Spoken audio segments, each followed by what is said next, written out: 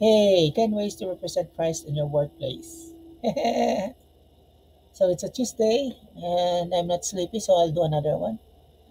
How can you be a Christian in your workplace? As a teacher, how can I say to my co-teachers, to my principal, to my assistant principal, to my master teacher, to my supervisors in the division, how would I say that I am a good employee? Or how would I say that I live a life of faith with God? There are 10 things, but I'll share three. Arrive on time. Don't be late. You're stealing company's money if you're late. You're expected to work on time.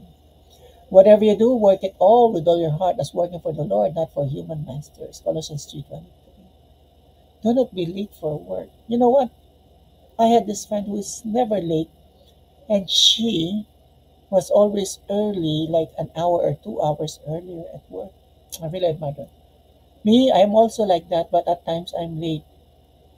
But she was so consistent. Avoid complaining, yeah. A Christian is a happy person who loves challenges and who is happy doing challenges. Like, remember Daniel, when he's in the lion's den, I can imagine him singing praises to God, praying to God. A person who always complains brings negative atmosphere, negative environment, or, feelings in the workplace. As Christians, we project the positivity of God. Encourage others, yeah. No fighting. We build others. That's how who Christians are. The worldly people, they don't do that. They grab positions, grab attention, and it's obvious, the bad things, bad behavior. Um, Christians, of course, we don't do that. We just stay away from it. If we cannot stop it, just stay away from it or don't get involved in it. Right? It's like we want to be a building block than a stumbling block. Okay.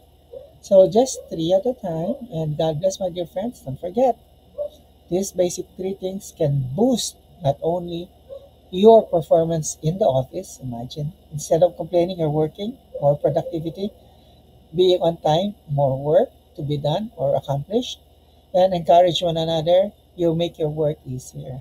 It's also for you, right? So don't forget these three verses. They're really long. Good evening.